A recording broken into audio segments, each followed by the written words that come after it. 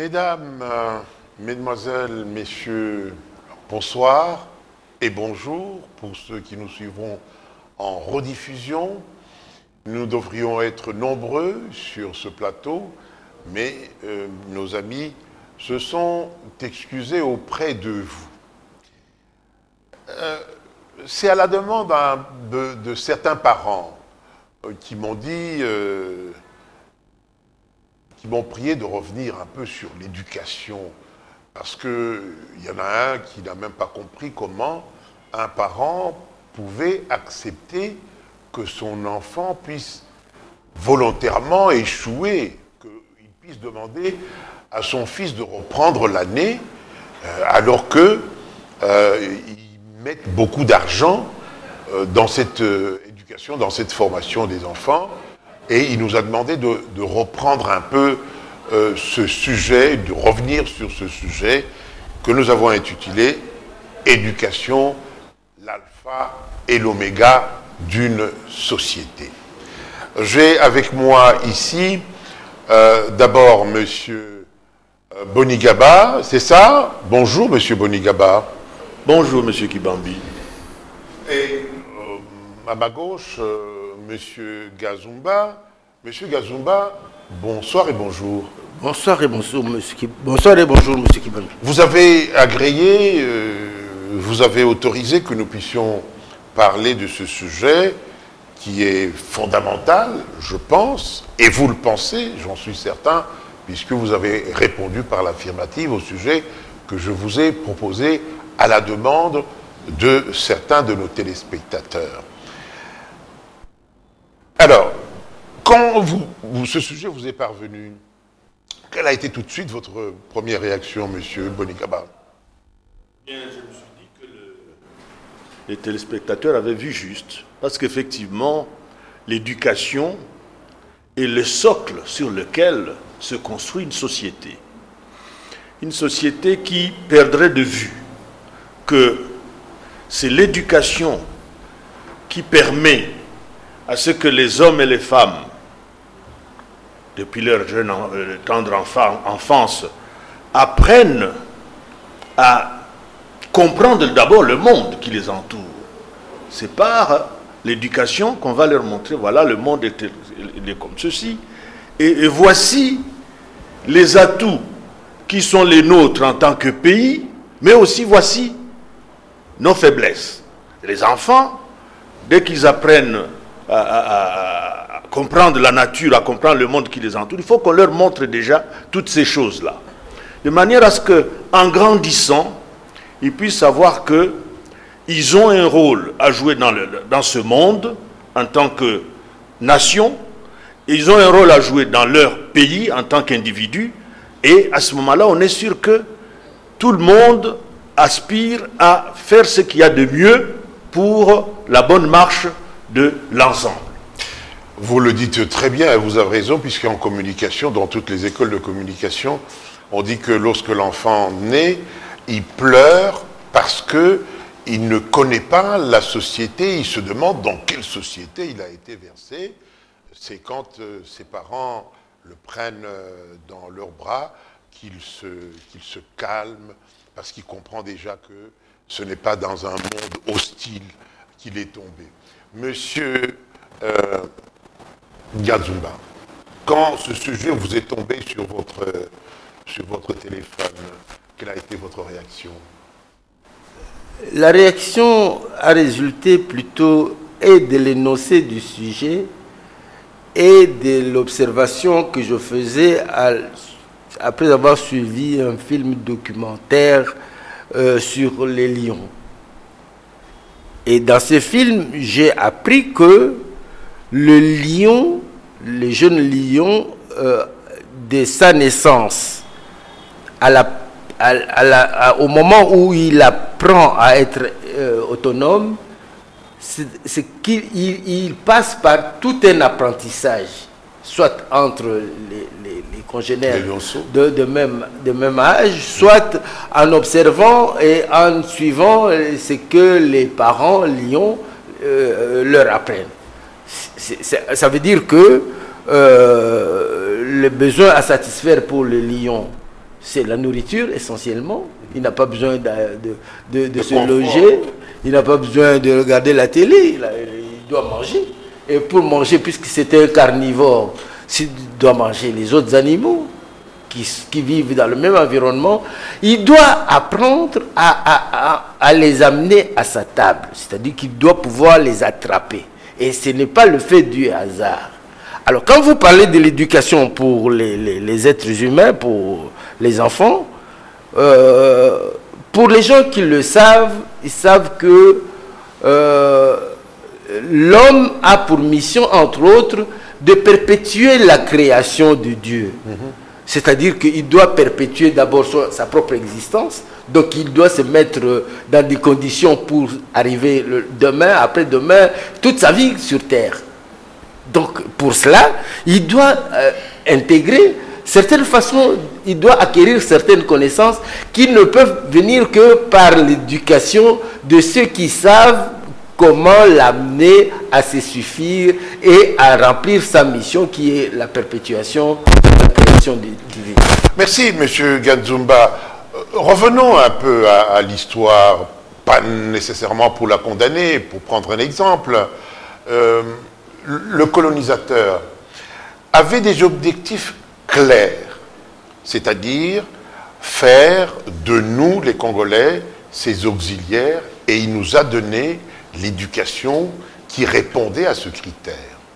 Mais est-ce que nous, devenus indépendants, nous sommes-nous posé la même question pour savoir, bon, maintenant, nous sommes indépendants, comment éduquer nos enfants, comment éduquer le peuple afin qu'il se suffise, afin, en un mot, qu'il se protège. Monsieur Bonigaba. Non, manifestement, nous n'avons pas compris que l'indépendance, la fin de la colonisation voulait dire que le colonisateur devenait une entité totalement séparée de l'entité que nous formons, l'ex-colonie. Donc, on devient un État indépendant. Et du coup, parce que vous avez dit que tout était conçu depuis, depuis la Belgique en ce qui nous concerne, depuis la France pour les autres, depuis l'Angleterre, ainsi de suite. Et c'est pour cela qu'on a parlé au lendemain des indépendances de l'extraversion. C'est qu'effectivement, tout était fait, conçu en fonction de la métropole. Du coup, la formation, bien sûr, mais aussi même l'économie tout entière. Tout était produit en fonction de ce que la métropole veut. Les réseaux, les transports, de communication, c'est toujours en fonction de la métropole. Il faut amener là-bas ou prendre de là-bas pour amener dans la colonie. Et au moment où on nous dit, voilà maintenant ces liens-là, fonctionnels qui existaient, il faut considérer que c'est fini. Vous devenez des entités, vous pouvez continuer à coopérer. Il ne s'agit pas de couper totalement la coopération entre les deux, mais désormais, vous devez penser votre devenir de façon autonome. Et donc, l'éducation qui devait être dispensée au lendemain de l'accession de notre pays à ce nouveau statut devait répondre à cette nouvelle vision des choses. Il se fait malheureusement que cela n'a pas été fait. Jusque maintenant, nous sommes, jusqu'aux aux anecdotes, nous sommes toujours en train de voir, mais qu'est-ce que la Belgique veut, qu'est-ce qu'ils ont dit, parce que nous sommes toujours extravertis. Non seulement en ce qui concerne l'économie, mais aussi même dans notre mode de pensée. Ce qui fait que notre éducation est à refaire, est à repenser.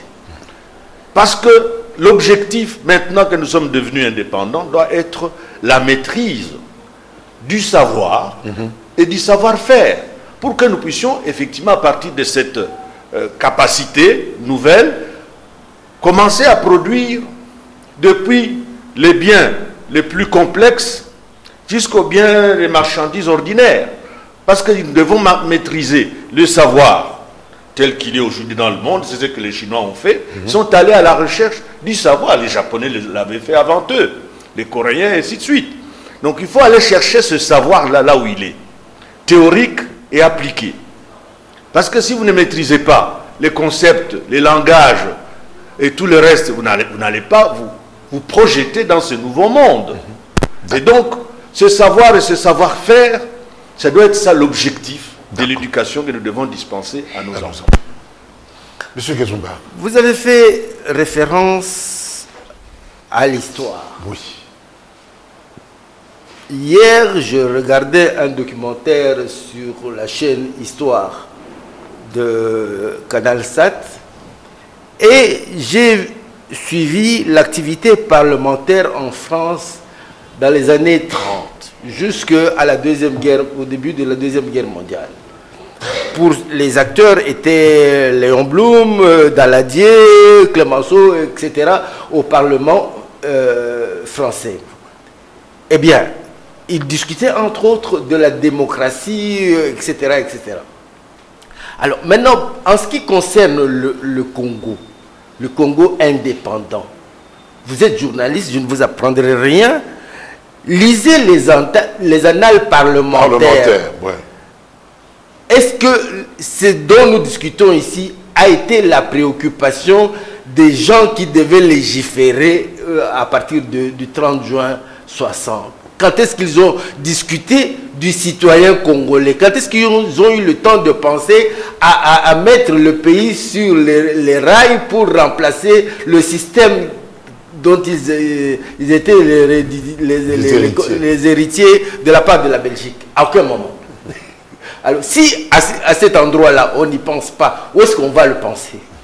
Donc, il est temps, si je vous ai bien compris, de redéfinir les choses.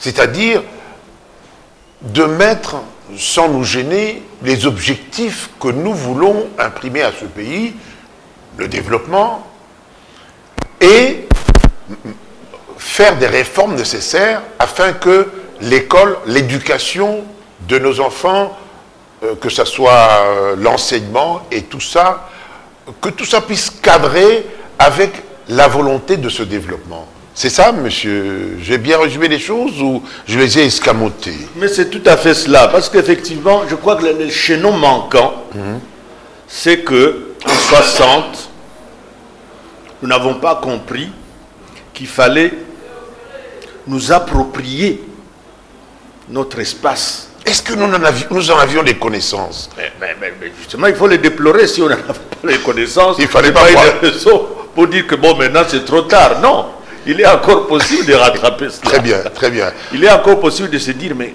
est-ce que nous nous comportons, nous Congolais, mais d'une manière générale, nous Africains, comme les propriétaires de cet espace qu'on appelle Congo, qu'on appelle Afrique? Manifestement, non. Parce que comment se comporte un propriétaire? Ce n'est pas ce que nous voyons. Un propriétaire est tellement... On voit ce qui se passe en Asie, en Chine. Prenez la Chine. Mais vous ne pouvez pas jouer avec le pays ou Non, ce n'est pas possible. Mais nous, ici, on a l'impression d'être de simples... D'ailleurs, ça a été théorisé, on a écrit sur ça. Pour dire que nous sommes là, mais l'espace là, il appartient à toute l'humanité. On a même théorisé sur ça. Pour dire, voilà, les ressources qui sont là chez vous, il ne faut pas croire que c'est à vous, hein, c'est pour toute l'humanité.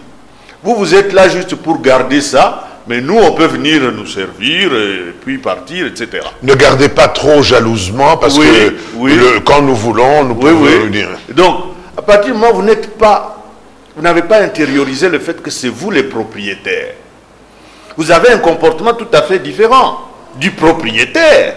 Parce que le propriétaire... Il est jaloux de son jalousement, ou alors si vous voulez venir vous servir, c'est à ses conditions à lui. Il va vous dire, non, je suis prêt à partager avec d'autres, mais à mes conditions. Eh bien, le fait d'avoir sauté cette étape-là, qui aurait permis de mieux définir justement les besoins que nous avions dans ce monde, et de dire, tiens, bon, nous devons aussi avoir notre place. Je le disais la fois dernière que l'Afrique est en fait le continent le plus riche en termes de potentialité, parce que lorsque on dit qu'il est le deuxième après l'Amérique, bon, la comparaison n'est pas tout à fait heureuse, parce que l'Amérique c'est 42 millions de kilomètres carrés. Tout à fait. Alors que l'Afrique, c'est 30 millions. Donc il y a 12 millions de différences. Les 12 millions de kilomètres carrés représentent l'Océanie, tout un continent, et l'Inde. Donc, si vous voulez comparer l'Afrique à l'Amérique, alors il faut ajouter l'Océanie et l'Inde à l'Afrique pour dire, bon, maintenant, ils ont la même taille, essayons de voir. Or, sans cette grande étendue que nous aurions, si on devait avoir la même taille que l'Amérique, nous sommes juste après l'Amérique, justement, en termes de potentiel minier. Ça veut dire que, si en absolu nous sommes juste après, ça veut dire que si on relativise, nous devons être les premiers. Eh bien, alors, un continent qui a autant de moyens, autant de ressources, qu'il soit classé ce qui concerne la production mondiale, 3% de la production mondiale, 3,2% du commerce mondial. Ça veut dire qu'il y a quelque chose qui n'a pas été fait. Et c'est de cela, je crois que, lorsque nous parlons du chaînon qui a manqué en 60, c'est peut-être celui-là. Il faut d'abord s'approprier le continent. Les Africains doivent se l'approprier d'abord. Et là, vous allez nous demander comment on le fait. Bon, ça fera l'objet de notre débat. D'un autre débat. Et de toute façon, pour se libérer, il faut se savoir. Vous aviez d'abord peut-être à compléter, monsieur Bonigaba, avant de continuer. Oui, le problème qu'il y a, c'est lequel? C'est que en économie, on parle des biens libres et des biens économiques qui ne sont pas, qu'on doit obtenir par l'action et la volonté et l'effort de l'homme. Alors maintenant, dans nos sociétés traditionnelles, l'accès aux biens de consommation est résulté de savoir-faire qu'inculquait la société traditionnelle telle qu'on la connaissait. Donc une jeune fille pouvait utiliser la houe pour produire le manioc, le maïs ou l'arachide ou les ignames nécessaires à la survie. Et le garçon devait pouvoir fabriquer des flèches et des arcs pour ramener la viande et le pagaie et la pirogue pour amener le poisson. Mais lorsque la nature de ces biens change, l'électricité, l'eau, les besoins économiques modernes, etc., etc., donc on doit aussi arriver de la même manière mutandis, c'est-à-dire comme on produisait dans la société traditionnelle la nourriture, c'est-à-dire fournie par la cueillette et la chasse, donc on doit s'organiser pour produire les biens économiques avec les connaissances inhérentes à cet objectif. Sans ces connaissances, on va échouer. Donc on peut se comparer en termes de superficie avec l'Amérique, l'Europe ou tout ce que vous voulez. Le plus important n'est pas là. Le plus important, c'est que dans la société africaine, comment on s'organise pour remplacer les anciennes méthodes qui étaient nécessaires à produire les biens dont on avait besoin dans ces sociétés-là à cette époque-là. D'accord. Mais disons, nous qui discutons ici, vous êtes reporté à l'histoire, nous vivons en ville, et j'ai l'impression que les parents sont pour le moins dépassés par les événements. Nous avons eu peut-être la chance de partager la nourriture avec nos parents, et pendant ces repas-là, les parents nous éduquaient ou nous menaient dans la direction qu'ils voulaient nous mener. Aujourd'hui, malheureusement, vous dites que ce n'est pas trop tard. Réunir tous les enfants autour d'une table, s'ils sont nombreux, il y a des familles qui malheureusement ne le peuvent pas. Alors comment faire? Et à quel moment les éduquer? Puisque dans la société traditionnelle, il y avait aussi, comment on appelait ça, les séances d'initiation, chose qui n'existe plus. Alors la société est abandonnée, les enfants sont abandonnés à leur triste sort. Comment nous en sortir? Oui, effectivement, vous avez raison de montrer que nous sommes arrivés à un tel niveau de déstructuration qu'on peut se demander s'il est encore possible de restructurer et de recentrer, de remettre les choses sur les rails pour que nous prenions la bonne direction. C'est une question tout à fait pertinente, mais ce n'est pas, je ne suis pas d'avis qu'il soit trop tard pour effectivement rattraper le coup, même si ce n'est pas facile évidemment. Parce que nous avons toujours dit ici qu'il faut mettre en place une organisation tellement exigeante par rapport à nous-mêmes justement, compte tenu de toutes ces tares que nous devons corriger. Nous voulons, sans trop de difficultés, donc sans nous faire violence, arriver à juste tourner un peu les directions. Non, ça ne sera pas fait comme ça. Il faudra considérer que le mal est tellement profond qu'il faudra que nous fassions violence de façon très forte pour que nous puissions avoir une chance effectivement de rattraper la chose. Parce que aujourd'hui, si nous voulons mettre en place un tel système éducatif et de recherche,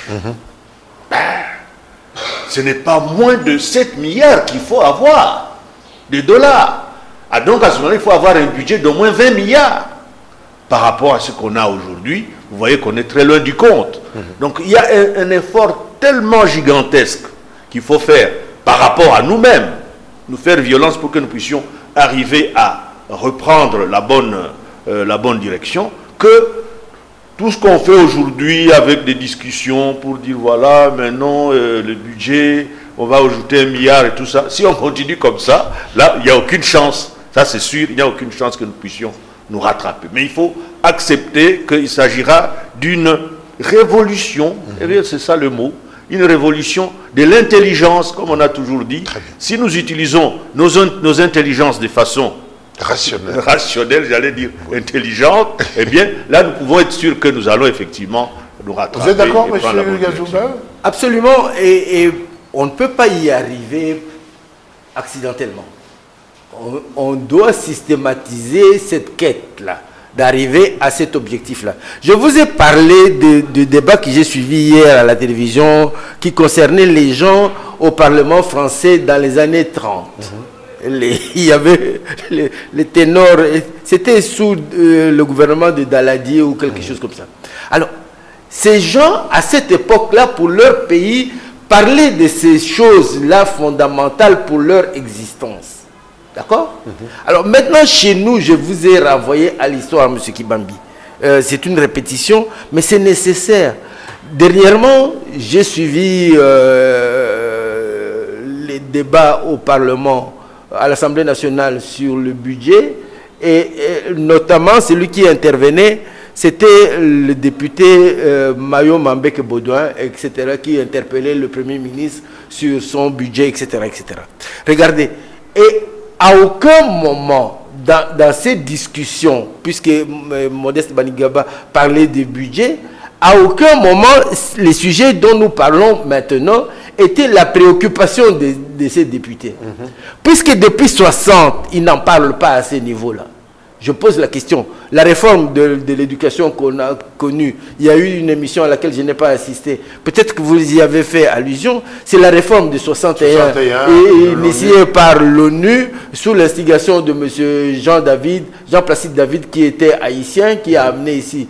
Ça date de cette époque-là, l'importation des professeurs haïtiens et consorts, et les Libanais par la suite, parce qu'ils sont francophones, etc. Donc vous voyez que ce sont des sujets qui ne préoccupent plus les responsables. Mais si les responsables ne sont pas préoccupés, qui va venir y réfléchir? Parce que cette affaire-là ne peut pas être prise en compte par la coopération sans qu'il y ait une demande précise de la part de ceux qui ont besoin, qui sont dans le besoin. Cette révolution intellectuelle suppose que dans le chef de toute la population, qu'on soit exigeant vis-à-vis de cette éducation, de cet enseignement qu'on donne aux enfants. C'est ce que je disais à la dame qui m'a appelé. Si de temps en temps, vous ne savez pas, vous ne connaissez pas les matières que votre enfant est en train d'ingurgiter, mais de temps en temps, ou une fois, demandez-lui, est-ce que toutes ces histoires-là, vous qui allez à l'école tous les jours, est-ce que vous les comprenez? Est-ce que vous pouvez passer de classe? Est-ce que vous êtes conscient qu'en passant de classe, ça va vous arranger pour l'avenir? Mais si l'enfant dit oui comme ça pour vous faire plaisir, vous comprendrez que non, le moment est là pour que mon fils puisse se remettre en cause et puisse peut-être refaire la classe afin qu'il puisse être, comment je veux dire, outillé pour l'avenir. Il faut que les gens, les parents, s'en rendent compte. Sinon, comme vous dites, déjà le Parlement n'y pense pas, mais nous qui sommes les parents de ces enfants, il faudrait que nous y pensions. Non? Oui, nous devons y penser, mais nous venons de dire aussi que, justement, le système éducatif actuel, il ne correspond pas au plus. Il ne correspond plus à ce que le Congo voudrait avoir comme citoyen, comme producteur, comme travailleur demain. Oui. Donc, c'est devenu une sorte de... Oh, bon, il faut aller à l'école, Oui, l'enfant doit aller à l'école, parce que c'est ça le système, il faut qu'il ait un diplôme et tout ça. Peu importe le contenu qu'il y a derrière ce diplôme. Donc, aussi longtemps que nous serons dans cette vision des choses, bon, les parents vont essayer juste de s'ajuster à ça pour que quand même l'enfant puisse aussi se débrouiller plus tard. Mais nous qui sommes conscients du fait que nous ne pouvons pas aller loin avec un tel système, nous devons continuer à exiger des réformes. Oui, exiger des réformes, à tirer la sonnette d'alarme pour dire ce n'est pas ça la bonne direction. Nous devons, tôt ou tard, mais plutôt tôt que tard, accepter qu'il y ait une révolution du système éducatif et de recherche pour que nous puissions effectivement devenir les acteurs dans ce pays, les acteurs de notre devenir. Parce qu'aujourd'hui, nous sommes juste des consommateurs de quelque chose qui a déjà été conçu ailleurs, mais qui ne nous arrange pas, nous, en tant que nation, avec des ambitions bien précises. Oui, vous avez raison, parce que maintenant, qu'est-ce qu'on observe? On observe que nos jeunes, leurs parents aussi, ne souhaiteraient qu'une chose, que les enfants aillent étudier ailleurs, où des réformes ont été faites afin qu'ils puissent être véritablement outillés pour affronter l'avenir. Il y a quelques années, un ambassadeur me disait, vous savez, quand on reçoit de temps en temps certaines autorités, l'audience ne se termine pas sans qu'ils puissent vous demander une bourse pour l'enfant ou pour son cousin. Il me disait, à tous les coups, quand on reçoit les personnalités, j'ai demandé à mes amis ambassadeurs, c'est la même chose, c'est la même rengaine. Est-ce que vous n'avez pas une bourse pour l'enfant? Parce que tout le monde veut fuir, on dirait, on qualifierait ça d'enfer pour aller vivre le paradis ailleurs. Monsieur Gadzumba. Kibambi, lorsque je grandissais, lorsque nous grandissions, parce que nous avons grandi à la même époque, nous n'avions pas l'accès à la Bible tel que les gens actuels ont accès à la Bible. Moi, dans la tradition catholique... Ça vous manque? Non, ça ne me manque pas du tout. Parce que je considère que c'était écrit pour un autre peuple à une autre époque. Ce n'était pas écrit pour les Noirs. Le commentaire est libre, oui. Le commentaire est libre.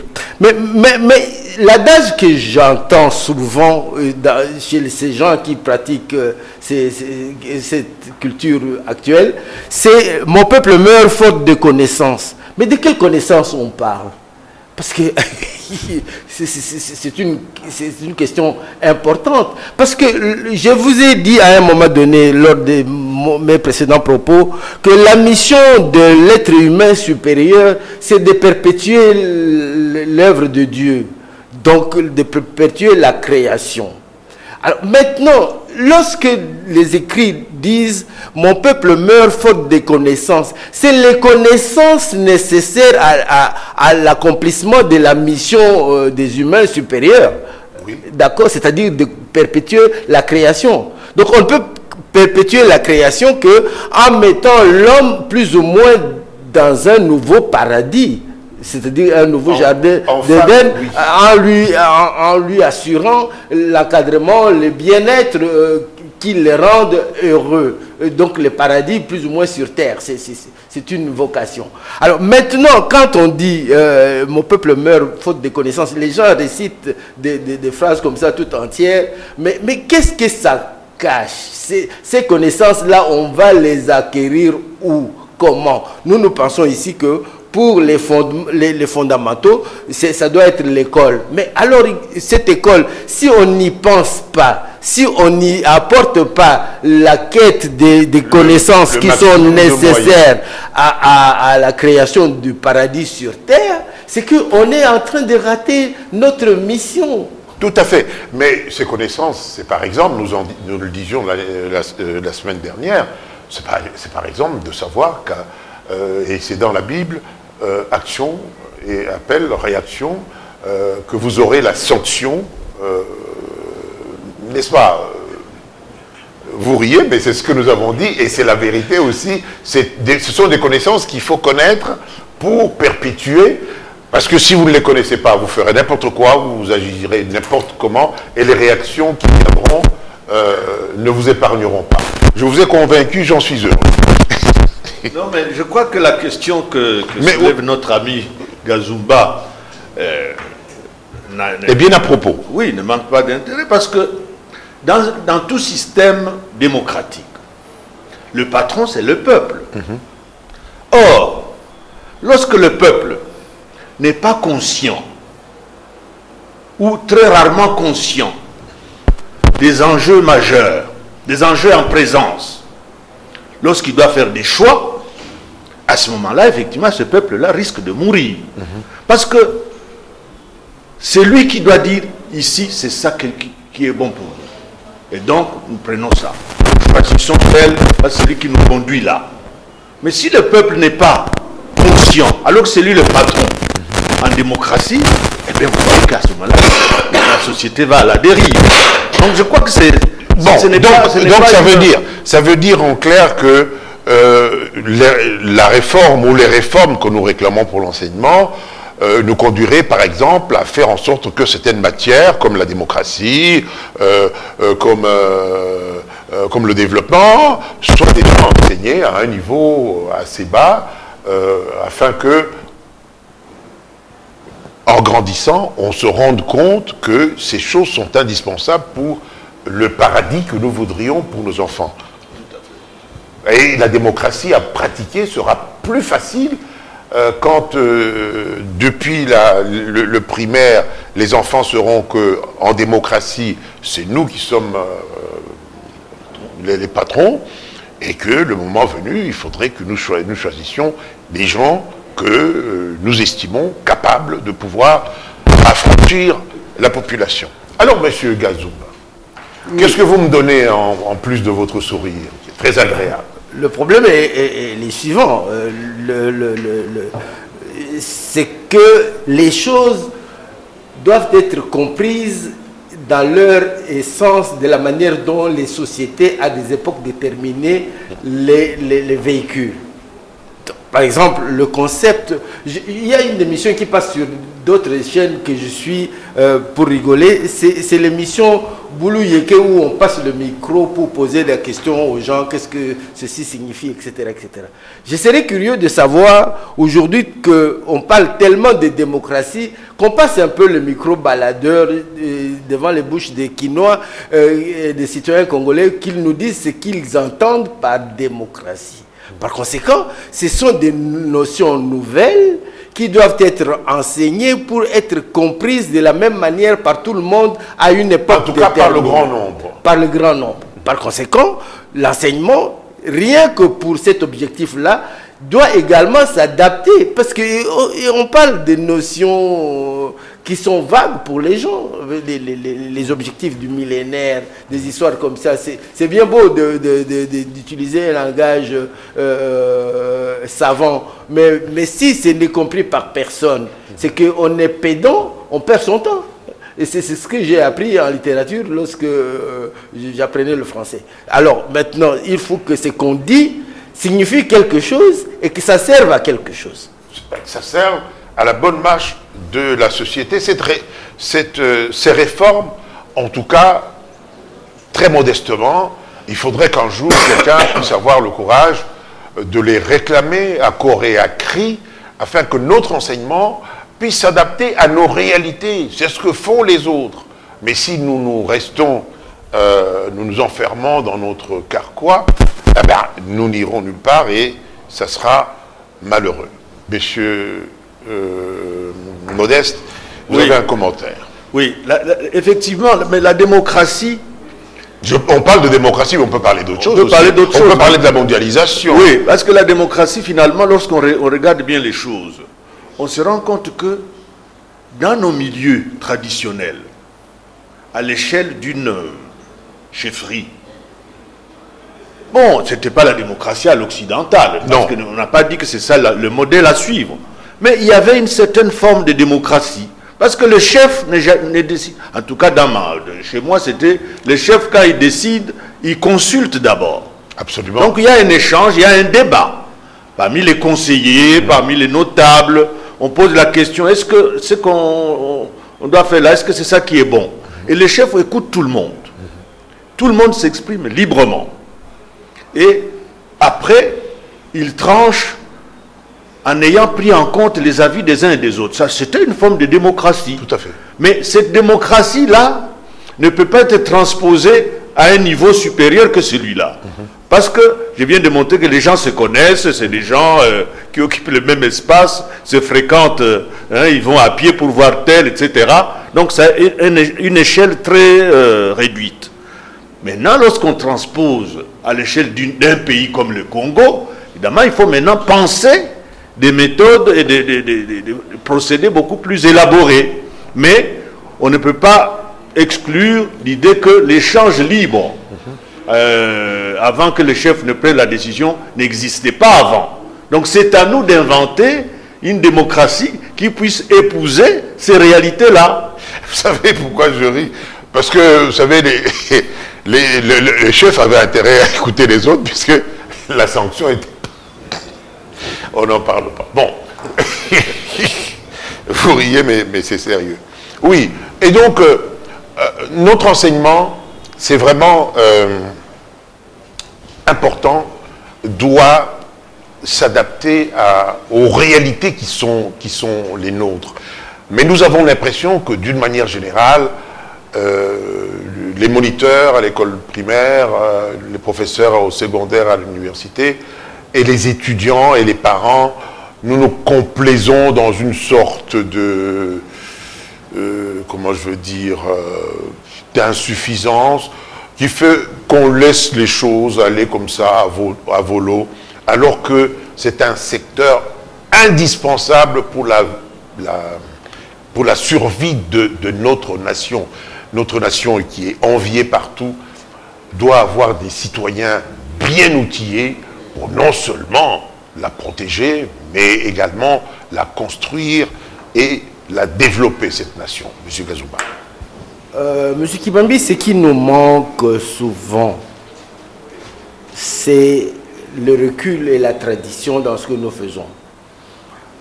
Pour nous autres qui avons eu la chance de grandir, par exemple en Europe, les corps de métier, que ce soit les avocats, les juges, les notaires, les industriels, les agriculteurs, etc., etc., ils basent leur action au résultat qu'ils obtiennent, parce qu'un notaire doit faire de l'argent.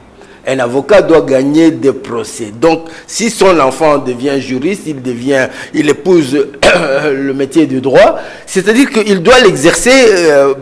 Si le magistrat, il doit être un magistrat notoire qu'on connaît, qui siège, qui occupe une place importante dans la société. Donc, toujours les résultats. Les agriculteurs obtiennent des résultats pour produire plus etc., etc.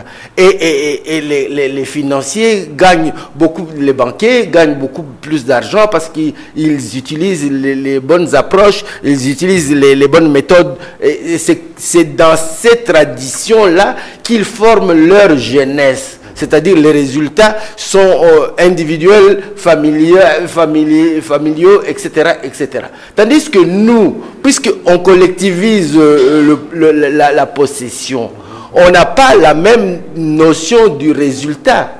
Regardez un pays comme celui-ci, nous avons un budget de 7 milliards de dollars, on s'en contenterait, alors qu'il faudrait beaucoup plus, comme le disait Modeste Boningaba tout à l'heure, pour ne fût-ce que financer un enseignement correct. Donc vous voyez que l'absence de la corrélation avec les résultats fait que nous allons permettre beaucoup d'élasticité, beaucoup plus comment dirais-je, de facilité dans la formation, puisque elle n'est pas astreinte à nous produire des résultats. C'est-à-dire que il y a beaucoup de parents maintenant qui produisent des enfants, des diplômés, mais ces enfants-là restent, ils ont terminé en 2002, jusqu'en 2017, ils sont encore chômeurs. Et les parents, ils sont contents d'avoir des licenciés, des gradués dans leur descendance. À quoi ça sert, puisqu'on ne lie pas ça aux résultats? C'est-à-dire que des connaissances doivent pouvoir être utilisées pour donner des résultats, c'est-à-dire des revenus, etc., etc. Alors, pour conclure, je vais vous donner la parole, parce que la maman qui me parlait le disait en lingala, disait, mais bon, Tobina, moi, na Silisi Université, parce que, bon, tu penses qu'il mbongo pour comment na niveau, mais ce qui n'a mutu et logo exact, bozako bina ponani, yo solo na mama wana ba pesio loba. Mais na wuti ko pesa na nité parce que ya tina oto lobaki que bato nyoso bazako landa ba église mikolo bazako loba mon peuple meurt faute de connaissances. C'est-à-dire que Kofi Ayembaki kozanga koyeba ezali liwa ya ndambo, ezali liwa ya ndambo te, ezali liwa ya libela, ezali liwa mobimba, kozanga koyeba ezali liwa, parce que po oyeba, po ozala malamu na ezaleli na yo, il faut oyeba. Et bon, ce qu'on y habite, au tambola na nzela, au na quartier, au babandi bazali, au tambola na nzela, au singa électricité, il y a l'otiliki, ezali bolumbu, mbule noki, au kufi, courant kangi au kufi, kozanga koyeba, ezali comme la maille ya salité, ya kalamu au zui ba microbe na epesi yo bokono biloko bondelo wana. Donc ba diplôme yo to sale la fête, je vais il faut ezala na koyeba na sima na yango, il faut mwana wana azala na koyeba soki ba pesi ye musala wana efuta ye, et bongo ba parents ba sepela parce que mwana azwaki diplôme ba sepelaki, mais azui pe na sima diplôme wana et pesi musala ba sali biloko sali aye na mbongo aye na bomengo, famille et profiter na bomengo wana. Ndako lobango na Swahili ya Katanga pasi balanda wiso na Katanga, mtoto anaisha masomo munafurahi anapata diplôme munacheza, mais kama ule mtoto ana na kintu mkichwa hata kwendaka hata pataka kaji, parce que pakupata kaji inapaswa afanye examen, pala atafanya examen. D'ailleurs yeye mwenyewe kama anayua sema akuyubi hata atarudia ni ndio kutafuta kazi mimi shipate, no anayua sema hata kwenda kusumbulia na bale batu banapataka kaji parce que ayue kitu.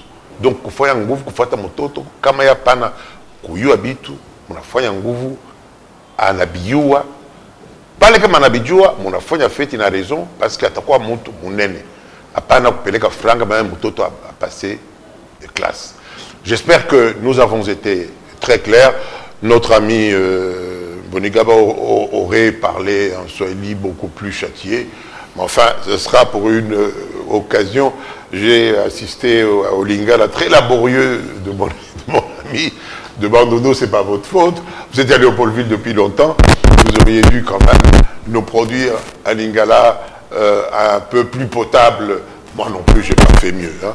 Mesdames, Mesdemoiselles, Messieurs, cette émission est terminée.